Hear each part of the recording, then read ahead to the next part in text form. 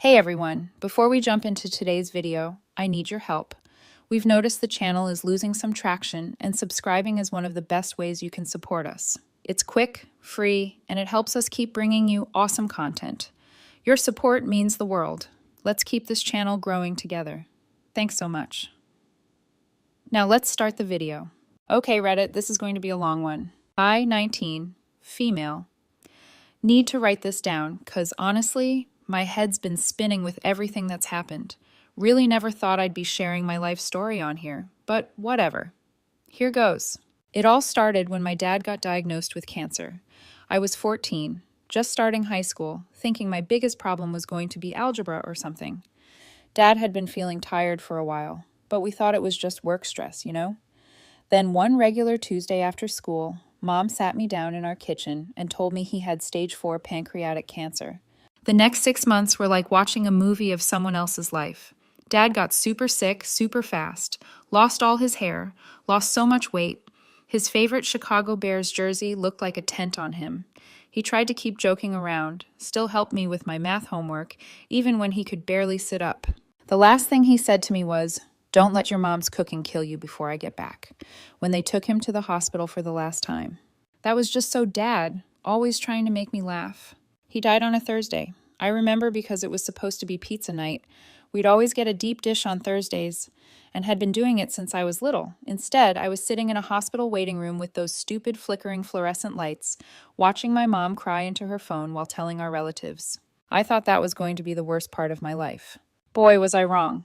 Mom totally lost it after Dad died. Started dating like 2 months later. Said she needed to feel alive again or whatever. That's how she met Derek. Rich guy, real estate developer type. He started coming around all the time, bringing Mom fancy gifts, taking her on weekend trips. I tried to be happy for her. I really did. Dad wouldn't want her to be sad forever, right? But then she married Derek less than a year after Dad died. Didn't even tell me they were engaged. I found out when she told me to try on a junior bridesmaid dress she'd already bought. The wedding was at some fancy country club in Newport Beach. All of Derek's rich friends were there, looking at us like we were some charity case Derek had adopted. I spent most of the reception hiding in the bathroom trying not to cry. That's when everything really changed. Mom and Derek moved into his massive house in Newport Beach. We're talking one of those places with a pool and a tennis court. But guess what? There wasn't room for me. Mom said I'd be more comfortable living with Dad's sister, Aunt Lisa, in Chicago. More comfortable for who, Mom? So I got shipped off to Chicago like some package nobody wanted. Aunt Lisa lives in this huge house in Lincoln Park with Uncle Marcus and my cousins Michael, 17, male, and Rebecca, 18, female. We used to be super close when we were kids. They'd come visit every summer and we'd spend weeks making up stupid games and building blanket forts. But man, everything was different once I actually moved in. Suddenly, I wasn't their fun summer cousin anymore. I was this unwanted extra person in their house. They started acting like I was taking up their space, eating their food, breathing their precious air or something. Michael would accidentally knock over my stuff all the time. Rebecca would make these little comments about how her clothes were too nice to lend me when I first got there and didn't have winter stuff. Aunt Lisa was the worst, though. Made it super clear I was a burden. Started charging me rent even though I was still in high school. Who even does that? The really messed up part? Mom just stopped calling. Like completely. She'd send money sometimes, never enough to actually cover the rent Aunt Lisa charged. But that was it. When I tried calling her, she was always too busy with her new life. Too busy at yoga. Too busy at charity events. Too busy to talk to her own kid. I'd see pictures on Facebook of her and Derek on vacation in Europe, at fancy parties, living this whole other life where I didn't exist. She even archived all our old family photos, the ones with Dad and me. Said they didn't match her new profile aesthetic. Like I was just some old furniture that didn't go with her new decor. I started having these dreams when I was back in our old kitchen where everything was normal.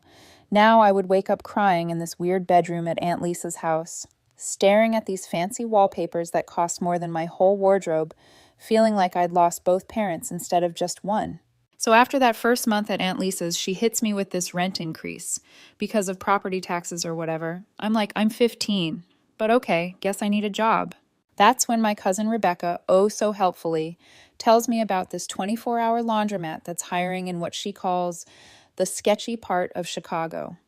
It's this rundown building wedged between a closed-down dollar store and this super sus phone repair shop that I'm pretty sure never actually repairs any phones. The owner, this old guy named Jerry, takes one look at me and goes, "You're way too young to work midnight shift." But then I told him I could start that night and wouldn't complain about the pay. And suddenly my age wasn't such a big deal anymore. So my life became this crazy schedule that honestly still gives me anxiety thinking about it. Midnight to 6 a.m. at the laundromat, where I had to deal with the weirdest people you can imagine. The worst part wasn't even the weird customers. It was how cold that place got. The heating barely worked, and Chicago winters are no joke. I'd wear like 3 hoodies just to survive my shift. Never put that in the job description, did they? But one job wasn't enough to cover Aunt Lisa's rent, plus basic stuff like, food and school supplies. So I also started working at this gas station from 4 p.m. to 10 p.m. This is where my dear cousins decided to make my life extra fun. See, Quick Stop was right by their fancy private school, where tuition probably cost more than I made in a year. Michael and his friends thought it was hilarious to come in during my shifts and just trash the place. They'd knock over the chip displays I'd just organized, spill their Slurpees accidentally all over the floor, leave opened bags of beef jerky everywhere. Rebecca was worse, though. She was sneakier about it. She'd come in with her cheerleader friends, and they'd do this thing where they'd talk super loud about me like I wasn't there. "Oh my God, can you imagine having to work here? Like I'd literally die." Or, "Ew, look at her uniform. It's so polyester." Then they'd take these awful pictures of me trying to clean up their messes and post them on their social media. The school stuff got bad, too. I was going to the public high school nearby, and somehow Rebecca made sure everyone there knew about my jobs. People started leaving quarters on my desk for laundry. Someone stuck a name tag on my locker that said "Washer Girl." Real creative, guys, thanks. I was basically sleeping through all my classes, because who can stay awake when you're working from midnight to 6 a.m., trying to do homework from 7 a.m. to 2 p.m., then working again from 4 p.m. to 10 p.m.? My grades started dropping. Teachers kept asking if everything was okay at home. I just told them I was adjusting to the move. The only good thing about the laundromat job was this homeless guy named Pete who'd come in most nights. He wasn't like the other weird customers. He showed me how to fix the quarter machine when it got stuck and taught me which customers were okay to let slide when they were a quarter short. One night, Pete told me, "Kid, you're living life on expert mode right now." Made me laugh for the first time in weeks. He disappeared when winter hit bad. I still worry about what happened to him sometimes. Uncle Marcus owned the building, but I never saw him there. He had this property management company handle everything. Sometimes I'd see these fancy cars drive by real slow late at night. Later found out he'd send people to check on the place. Guess he was watching me more than I knew. Meanwhile, Mom's sending these random texts like, "Hope you're doing well," but never actually picking up when I called. Her Instagram was full of pictures from Derek's yacht parties and charity galas. Must be nice having so much time for charity when your own kid's working 2 jobs to survive. Aunt Lisa kept finding reasons to raise the rent. Utilities went up. HOA fees increased. Your room is prime real estate. Like, yeah, I'm sure that converted storage room in the basement with the weird mushrooms growing in the corner is really prime Chicago real estate. I started hiding cash in this old teddy bear Dad gave me before he died. Had this whole plan that once I saved enough, I'd get my own place. But every time I got close to a decent amount, something would come up. School fees, winter boots when my old ones fell apart. That time Michael accidentally backed his car into mine and I had to pay for repairs myself. But the final straw came one day when I came home from my gas station shift and found my room completely torn apart. The bear was ripped open, stuffing everywhere. And guess what? All my savings? Gone. Rebecca swore she was just cleaning and had no idea about any money. Yeah, right. That same week, Aunt Lisa comes down to my basement room and tells me rent's going up again. Not just a little, we're talking double. Said something about property values in the area increasing. I did the math and realized even with both jobs, I couldn't afford it anymore. But here's the thing. I'd been taking classes at this community college nearby. Nothing fancy, just basic requirements, trying to get ahead while still in high school. The counselor there said I could maybe get financial aid if I took more classes. That meant I had to make a choice. Keep paying Aunt Lisa's crazy rent or try to get an education. So I picked education. Didn't really have a plan. Just knew I couldn't stay there anymore. Packed up what could fit in my Toyota. The car had these weird rust spots all over it, and the heat only worked if you kicked the dashboard in exactly the right spot, but it was mine. First night sleeping in that car was actually kind of peaceful. Parked behind the mat, used my work keys to sneak in and use the bathroom. Had this whole setup, reclined the driver's seat all the way back, used my work backpack as a pillow, layered like 5 blankets I'd borrowed from the lost and found box. Thought to myself, this isn't so bad. Then winter hit. Real Chicago winter, the kind where your spit freezes before it hits the ground. My car's battery started dying because of the cold, so I couldn't run the heat much. The hardest part wasn't even the cold or the lack of sleep. It was trying to look normal at school. Like, try explaining to your chemistry teacher why your homework's all wrinkled and smells like laundry detergent, or why you're wearing the same 3 outfits over and over. The school counselor kept trying to talk to me, but what was I going to say?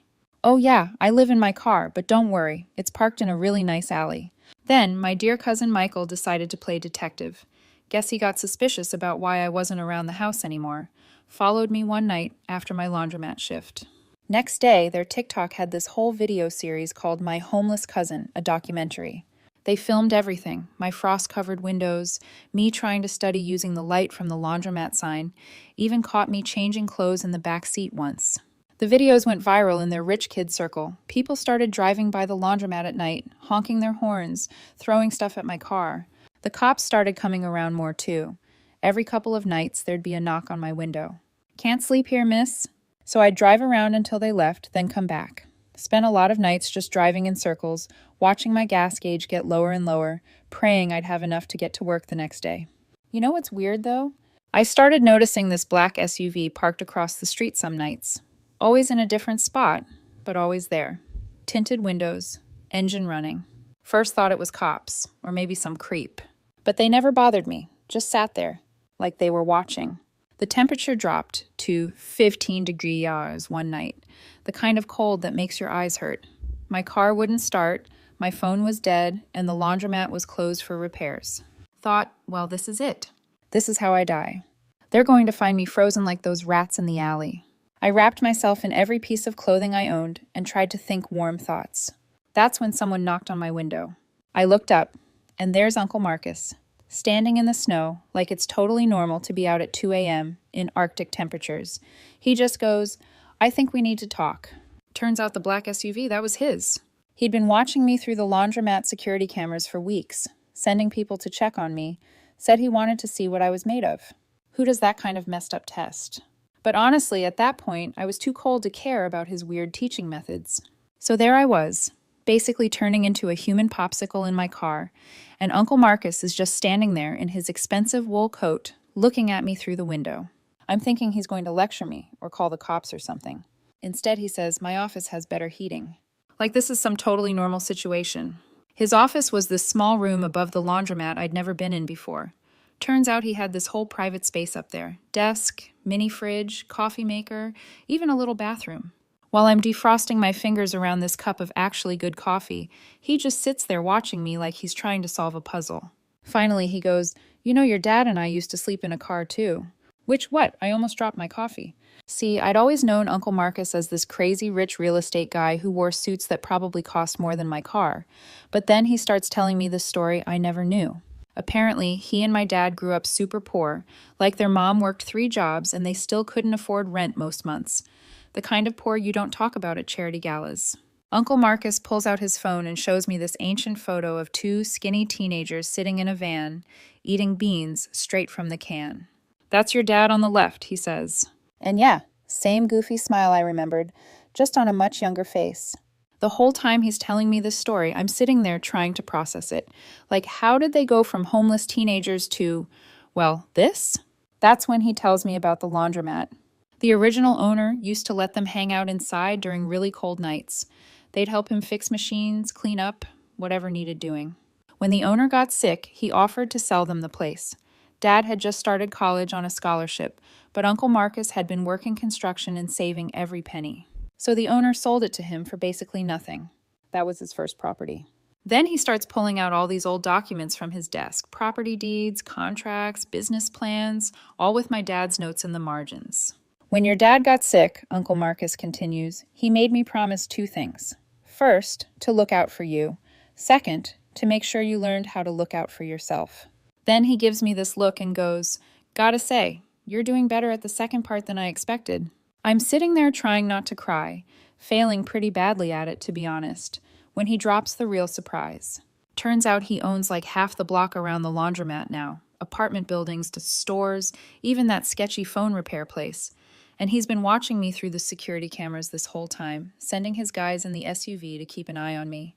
You worked 2 jobs without complaining, kept your grades up, found ways to survive that most people wouldn't think of, even kept that laundromat running better than the manager I hired.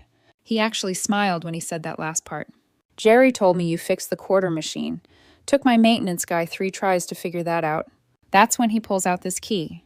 Says it's for the apartment above his office. A whole studio apartment I didn't even know existed. He told me it's mine. No rent, as long as I keep working at the laundromat and keep my grades up. I tried to say no. Like, this felt too much like charity or something. But he shut that down real quick. This isn't charity. This is an investment. You've got your father's brains and your own kind of determination. I'm investing in that. Then he shows me this whole file. He's kept copies of my school records, work reports from Jerry, even screenshots of those awful TikToks Michael and Rebecca made. They thought they were shaming you, he says. All I saw was someone who refused to break. It's weird, you know? All this time, I thought he was this cold, rich guy who didn't care, who let his wife treat me like garbage. Turns out he was testing me. Messed up way to do it? Yeah, but I kind of get it now. He wanted to see if I had what my dad had, that thing that makes you keep going when everything's against you. Before I left his office that night, he said something else about Dad.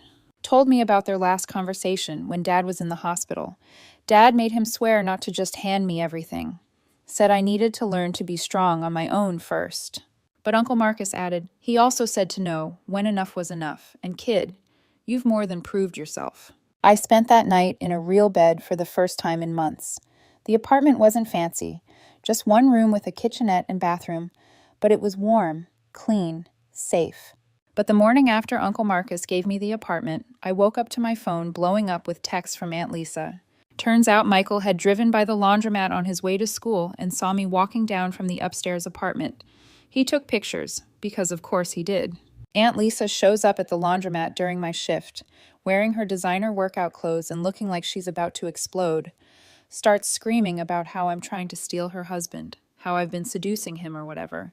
Like, yeah, Aunt Lisa, I totally seduced him by being homeless and fixing washing machines. Super sexy. The customers were all staring, and this one old lady who comes in every Wednesday to wash her cat's blankets actually started recording the whole thing on her phone.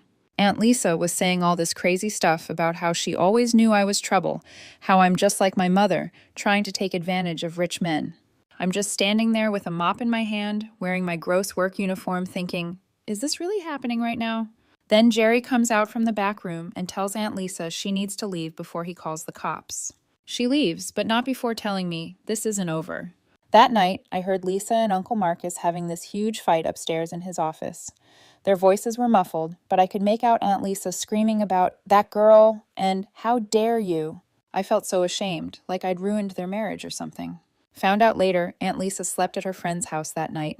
When I saw Uncle Marcus the next morning, he had dark circles under his eyes and just gave me this tired nod. But the weird thing is, my mom suddenly started calling me. For the first time in months, she was acting all concerned. Honey, I'm hearing some disturbing things, she said, like she had any right to be concerned after abandoning me. I'm sure that someone, probably Rebecca, sent her the rumors.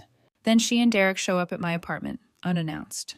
Mom's wearing one of her new designer outfits. Her eyes scan my tiny studio apartment. Oh, honey, she says, but it sounds more calculating than concerned. This is quaint. Derek stays by the door like he's afraid poverty might be contagious. What are you doing here? I ask, not offering them a seat. There's nowhere to sit anyway, unless they want to join me on my unmade bed. Mom starts pacing my tiny space. We've been hearing things like about you and your Uncle Marcus. The way she says it makes something twist in my stomach. What about Uncle Marcus? Come on, sweetie, she tries for a conspiratorial smile. I know what you're doing. It's clever. Really. I would have never thought of it at your age. Thought of what? Getting close to Marcus like this, working in his business, playing the poor abandoned niece. I'm sure he's promised you quite a bit. The realization hits me like a slap. You think I'm trying to get his money? Well, aren't you? Living in this place, working in that laundromat, spending all that time with him. It's obvious what you're doing. I laugh, and it comes out harsh. Obvious to who? You?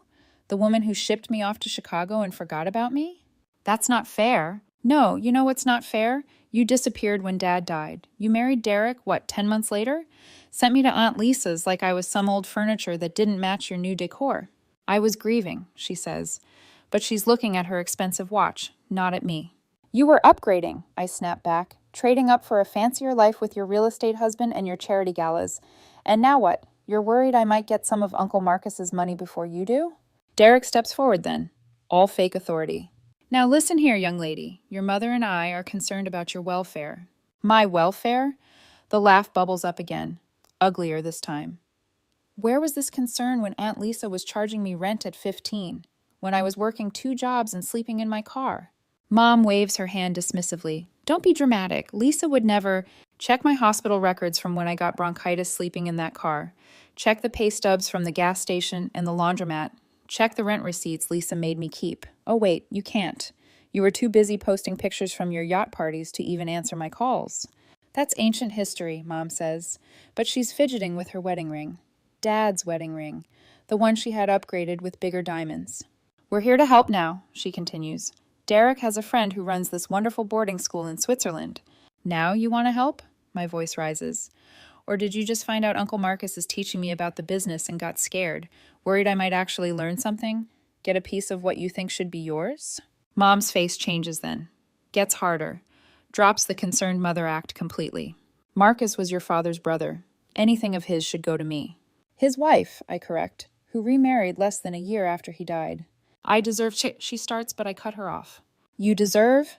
Dad helped build this business. He and Uncle Marcus started with nothing. While you're busy planning charity galas with Derek, I'm learning how to fix washing machines and manage books and actually help people, just like Dad did. Your father was a teacher, she spits. He played around with Marcus's business like it was some hobby. Get out, I say, pointing to the door. Go back to your perfect life with your perfect husband. Go plan another charity gala. Go archive some more family photos because they don't match your aesthetic. Just get out of my apartment. Derek tries one more time. Now see here. No, you see here. I'm surprised by how steady my voice is. I know exactly why you're both here. You heard I was working with Uncle Marcus and got scared. Scared I might actually earn something you think should be yours. But here's the thing. I'm not you. I'm not here for anyone's money. I'm here because Uncle Marcus gave me a chance when you threw me away. Mom's face goes red. How dare you? How dare I? How dare you come here pretending to care about my welfare when all you care about is your bank account? I walk to the door and open it. By the way, Mom, that pantsuit makes you look desperate. They leave. Mom muttering something about ingratitude, and Derek already on his phone. I close the door and slide down against it, shaking. Through the thin walls, I hear Mom's voice. I told you this would happen. That little gold digger is going to try to take everything. So after the whole drama with Mom and Derek showing up, things got weirdly quiet for like a week. I was at work one night when Michael came running into the laundromat. He looked scared. Turns out he was using Aunt Lisa's iPad, and a message popped up from someone saved as D that just said, "Everything's ready for next week. Lisa, baby, we're finally going to be free." Michael, being the nosy kid he is, opened the messages. Guess Aunt Lisa never logged out of her accounts on that iPad. Y'all, the D was Derek. As in my stepdad Derek. As in my mom's husband Derek. They'd been texting for months. Michael found all these emails too. Plans for them to take a bunch of money from Uncle Marcus's business and run away together. They'd been planning it for almost a year. Every time Aunt Lisa raised my rent, that money went straight into some secret account. Michael showed up because he didn't know what to do. For the first time in his life, this kid who'd made fun of me for being poor was realizing his mom was about to steal everything and leave him behind. I called Uncle Marcus. Not going to lie, part of me wanted to just let everything blow up. After how they treated me, it would have been some nice karma. Uncle Marcus came down to the laundromat right away. Michael was still shaking when he showed him all the messages. I've never seen Uncle Marcus look so blank, like his face just shut down. He made some calls. Turns out his lawyer had been suspicious about some business accounts for a while. The numbers weren't adding up, but Aunt Lisa handled all the paperwork. Uncle Marcus trusted her with everything, so nobody looked too close. The lawyer looked through every account, every transaction. Know how much they were planning to steal? 4.3 million. They'd already moved almost $1 million to offshore accounts. All those times Aunt Lisa complained about property taxes and utility bills? She was stealing that money too. But the real blow? Some of that money came from Michael and Rebecca's college funds. Their own mom was stealing their future to run away with my stepdad. Uncle Marcus had this whole team of lawyers and accountants come in. They found all these fake companies Aunt Lisa had set up. She'd write checks to these companies for maintenance or supplies, but the money just went to more secret accounts. While all this was happening, Aunt Lisa was acting totally normal, still posting her workout selfies on Instagram, still running her PTA meetings, still pretending to be this perfect rich mom. Derek was the same, taking my mom to charity events, buying her expensive stuff, playing the devoted husband. The lawyers said we needed to wait, get more evidence before confronting them. But Rebecca found everything on the iPad too. She came to my apartment one night, mascara all over her face from crying, asking if she could stay with me. First time in her life, she didn't have a perfect place to sleep. It was weird having her there.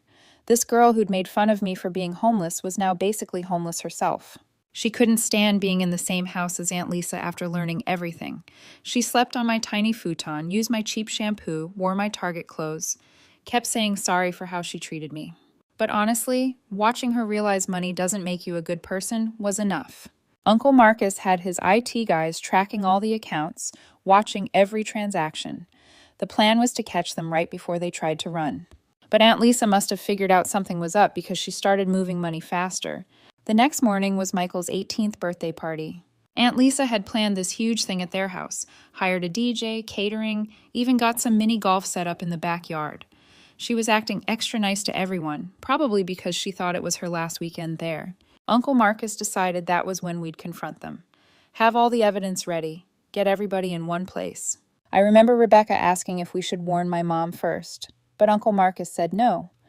We needed to see her genuine reaction to know if she was involved. The morning of Michael's birthday party was weird. Like super weird.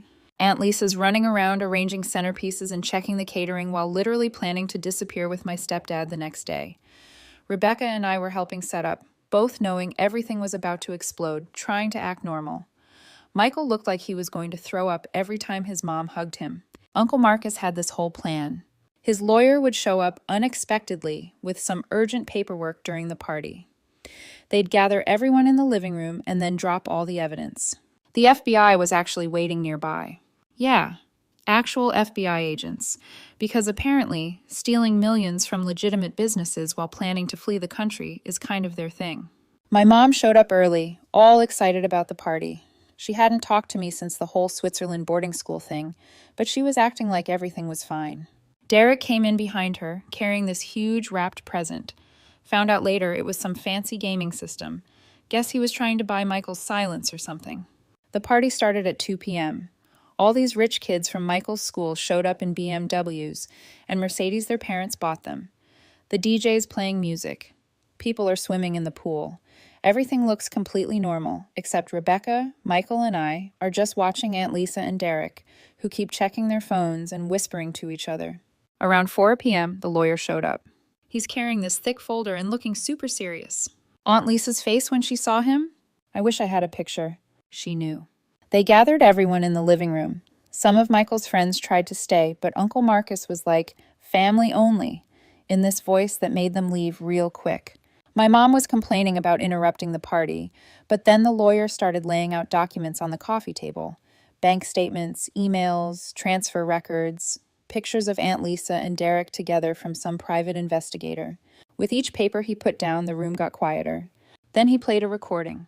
Aunt Lisa and Derek talking about their plans, laughing about how stupid everyone was for not noticing. My mom stopped breathing when she heard Derek's voice. Just straight up froze. Aunt Lisa tried to say the recording was fake, but then Uncle Marcus pulled out her iPad, the one Michael found the messages on, started reading their texts out loud. Y'all, the screaming that happened next? Mom launched herself at Derek, started hitting him with her purse, which had like a million metal things in it, by the way. Aunt Lisa tried to run for the door, but the FBI guys were already there. Some agent lady just goes, "Lisa Anderson, you're under arrest for wire fraud and embezzlement." They took them both away in handcuffs. Derek kept yelling about how he had a good explanation. Aunt Lisa was crying about how we'd ruined her life. But you know what the worst part was? Neither of them even looked at their kids. Like, your son's 18th birthday party just got turned into a crime scene and you can't even say sorry? Mom had a complete breakdown. like full-on hysterics. Turns out Derek had been using her money too. She'd signed a bunch of papers without reading them because she trusted him, she said, and he'd basically stolen everything she had left from Dad's life insurance. The next few weeks were crazy. The FBI investigation found even more stuff. Aunt Lisa and Derek had been planning this for over a year. They had fake passports, offshore accounts, this whole secret life ready to go.